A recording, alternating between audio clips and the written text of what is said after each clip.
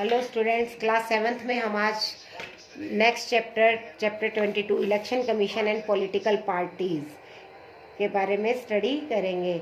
Election commission चुनाव आयोग और पॉलिटिकल पार्टीज राजनीतिक दल होते हैं। इसके मुख्य हाइलाइट्स में है यूनिवर्सल अडल्ट फ्रेंचाइजी, वयस्क मताधिकार यानी कि जिसे वोट देने का अधिकार हो।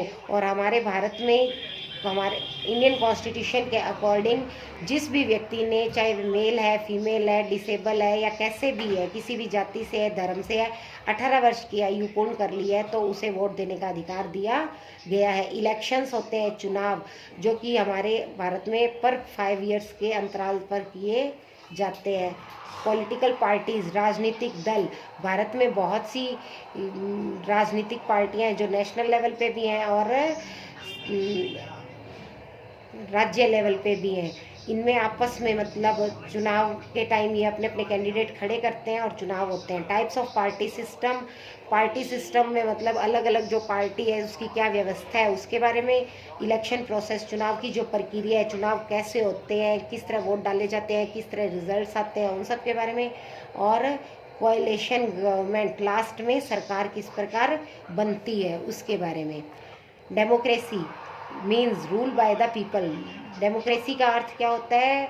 रूल बाय द पीपल, लोगों के द्वारा चलाए जाने वाला शासन। But people do not take the policy decision by themselves, लेकिन जो लोग हैं वह मतलब नीतियाँ निर्धारित नहीं कर सकते हैं। It is rather the people's representative who take decisions on their behalf.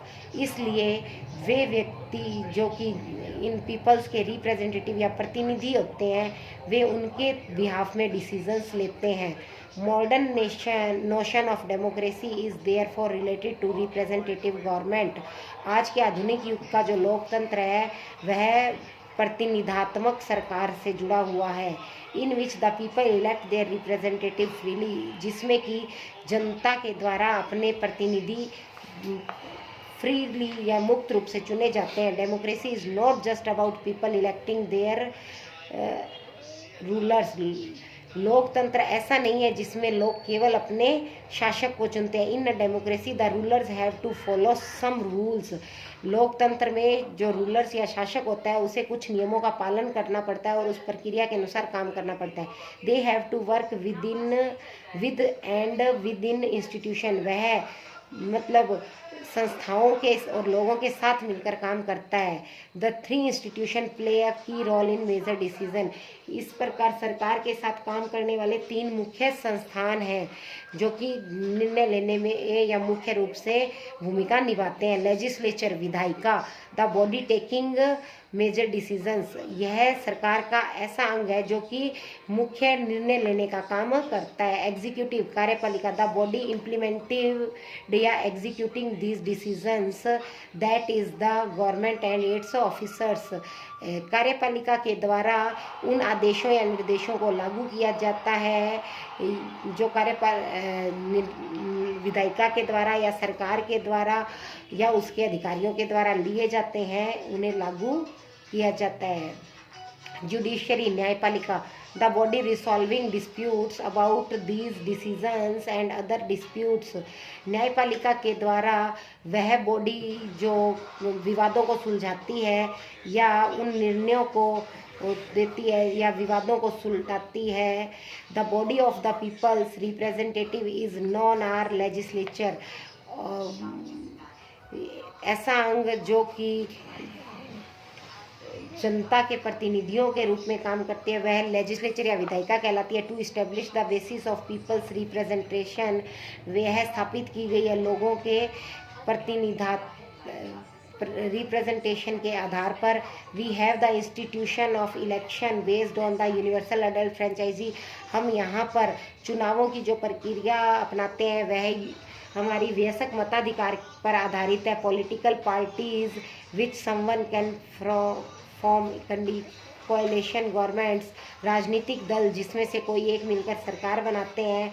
When something is started for introduced for और इस्टेब्लिश्ड, जिसमें से शुरू करते हैं उसके बारे में बताना, उसे स्थापित करना, विशेषकर जो कि कानून से या राजनीति से जुड़े हुए संस्थान हैं, इसलिए इन्हें इंस्टीट्यूशन कहा जाता है, political institution. Universal adult franchise, युवा वयस्क मताधिकार।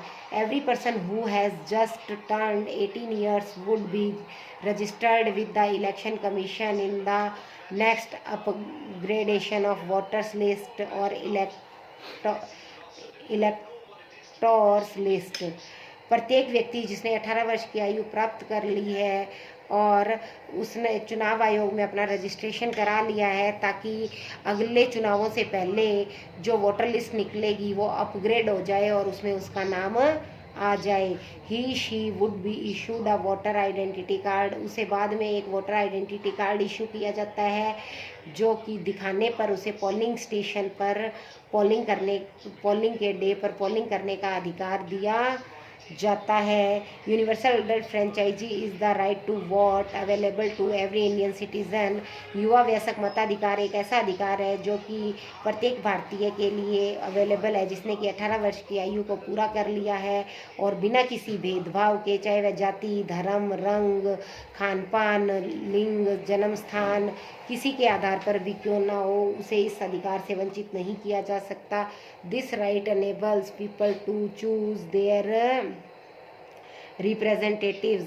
और यह अधिकार जो है यह लोगों को अपने प्रतिनिधि चुनने का अधिकार देता है। And if any peoples representative went against their interest, और अगर यदि कोई प्रतिनिधि अपने लाभ के लिए प्रतिनिधि अपने लाभ के लिए लोगों के हितों के विरुद्ध जाता है, तो उसे अगले इलेक्शन में मौका नहीं दिया जाता। In early 19th century, right to vote was given to only those men who paid a tax or were the army personnel or the landed aristocracy. Women were denied the right to vote. 19वीं शताब्दी से पहले जो अधिकार था vote देने का, वह केवल उन्हीं व्यक्तियों को था जो कि टैक्स का भुगतान करते थे या आर्मी से या इस तरह से किसी से जुड़े हुए थे। महिलाओं को इस अधिकार से वंचित रखा गया था। महिलाओं को वोट देने का अधिकार 1920 में यूएसए में दिया गया और 1928 में ब्रिटेन में और 1944 में फ्रांस में। In 1969 the voting age was reduced in Britain from 21 year। 1969 में जो वोटिंग एज थी वो चेंज करके 21, जो पहले 21 थी 18 कर दी गई। 71 में यूएसए में वोटिंग एज जो थी वो 18 की गई और इंडिया में आफ्टर इंडिपेंडेंस जो राइट टू वोट था वो ऑल अडल्ट सिटीज़न को दिया गया, जिन्हें 21 और उससे अबव की एज प्राप्त कर ली थी बिना किसी भेदभाव के, चाहे वह लिंग, जाति, रंग, खान पान, धर्म, जन्म स्थान किसी के आधार पर क्यों ना हो। और 81 में जो वोटिंग एज थी वो 21 से घटाकर 18 वर्ष कर दी गई। Adult franchise is available all citizens unless they are disqualified. युवा वयस्क मताधिकार जो है वो सभी भारतीयों के लिए अवेलेबल है, वह चाहे किसी भी रूप से किसी भी ग्राउंड के आधार पर डिसेबल क्यों ना हो, डिसक्वालीफाई क्यों ना हो गए हो, डिससाउंड माइंड के क्यों ना हो, रिन्यूसिएशन ऑफ सिटीजनशिप, अगर किसी के पास नागरिकता का अधिकार है तो कन्विक्टेड दो प्रेजेंट बैंक करप्ट और आर डिब्रेड और इन करप्शन, क्राइम और प्रमोशन ऑफ कम्युनल हेटर्ड, चाहे वो अपराधी है या कैसा भी है, चाहे बैंकक्रप्ट है, चोर है या जो भी किसी भी अपराध में भी लुप्त है या भ्रष्टाचार में लुप्त है, सबको यह अधिकार दिया गया है। Universal adult franchise established equality among people. जो युवा वयस्क मताधिकार है वह लोगों में समानता स्थापित करता है और साथ ही लोगों को विशेष जैसे क्वालिफिकेशन वोटिंग देने के लिए उपलब्ध कराता है, जैसे कि प्रॉपर्टी, एजुकेशन, जेंडर इत्यादि, इसकी शिक्षा भी देता है। यह सहायता करती है राजनीतिक लोगों में कॉन्शियसनेस एकदम बनाने की। It gives the chance even to protest the country to exercise his her opinion. वह मतलब लोगों को ऐसा चांस देता है कि वह देश के समक्ष, चाहे वह गरीब है या अमीर है, कोई भी अपने विचार रख सकता है, अपनी कंप्लेन कर सकता है, और अगर उसकी कंप्लेन नहीं सुनी जाती है तो वह उसके लिए आगे शिकायत कर सकता है। और सेफ गार्ड लोगों के, माइनॉरिटीज़ जो है उनको सुरक्षा और उनके लाभ के लिए काम करने की भी हक देता है। पीपल गेट एन अपॉर्चुनिटी, लोगों को ये अवसर दिए जाते हैं कि वे अपने प्रतिनिधियों को यह मतलब चांस दें, और अगर वो काम नहीं करते हैं तो उन्हें अगले चुनाव में अधिकार नहीं दिया जाएगा। वॉयलेंट और रेवोल्यूशन वे क्रांति का अधिकार भी देते हैं। Universal adult franchise is an expensive process, यह एक महंगी प्रक्रिया है सरकार बनाने की या प्रतिनिधि चुनने की। इलिटरेट वोटर, जो कि इसको समझने में सक्षम नहीं है, उनके सामने एक बड़ी समस्या उत्पन्न हो जाती है और वे अपने विवादों का सुलटारा नहीं करवा पाते हैं। और जो कंजर्वेटिव या ऑर्थोडॉक्स तरह के हैं, या स्वायत्त या जाति या प्रिजुडिस, रीजनल क्षेत्रीय आधार पर या धार्मिक जुनून को लेकर या किसी भी इस तरह के जो इनकेपेबल पर्सन्स हैं, वे वोट देने में सक्षम नहीं हो पाते हैं। Elections. An election is a process by which voters of a country vote for their favorite candidates to be chosen as their representative which can form the government. चुनाव एक ऐसी प्रक्रिया है जिसमें वोटर के द्वारा अपने देश के लिए वोट करके अपने मनपसंद प्रतिनिधि को चुना जाता है, जो कि सरकार बनाने में सहायक होते हैं। Election take place in all democracies in India. Bharat में मतलब प्रत्येक जहाँ जहाँ लोकतंत्र है वहाँ पर प्रत्येक जगह चुनाव किए जाते हैं। भारत में जो चुनाव है वो प्रत्येक 5 वर्षों में एक बार होते हैं। भारतीय जो नागरिक हैं वे अपने प्रतिनिधि खुद चुनते हैं, पार्लियामेंट में जाते हैं वे, और सेंट्रल गवर्नमेंट यानी केंद्रीय सरकार बनाने का काम करते हैं। जो राज्य विधायिका है जो स्टेट गवर्नमेंट बनाती है। फर्स्ट जनरल इलेक्शन जो भारत में हुए 1952 में हुए। इसके बाद 14 general election have take place in 2009 में हुए compare to the simple voters of 1952। और इसके बाद साधारणतः अगर हम सिंपल वोटर की 1952 के और 2009 के वोटर्स की अगर तुलना करें तो वह अब जो 2009 वाला वोटर है वो अधिक अवेयर और अलर्ट है, और वे अपने माइंड से अच्छे से जानता है या माइंडफुल अपने आप को या अपने देश के लाभ के लिए काम करता है। सक्सेसिव जो इलेक्शंस हैं ये मतलब चुनावों को सक्सेसफुल बनाने के लिए लोगों की डिपेंडेंसी या कमिटमेंट वो डेमोक्रेसी के अकॉर्डिंग करते हैं। और इंडियन जो वोटर्स हैं वो कॉन्शियस हो गए हैं और उन्होंने मतलब पावर के आधार पर वोट देते हैं। वो अपने वोट देने की पावर को अपनी पावर समझते हैं और मैकेनिज़्म में मतलब बदलाव ला रहे हैं। एग्जाम्पल के तौर पर देखें तो 75 में जो इंदिरा गांधी थी, प्राइम मिनिस्टर थी भारत की,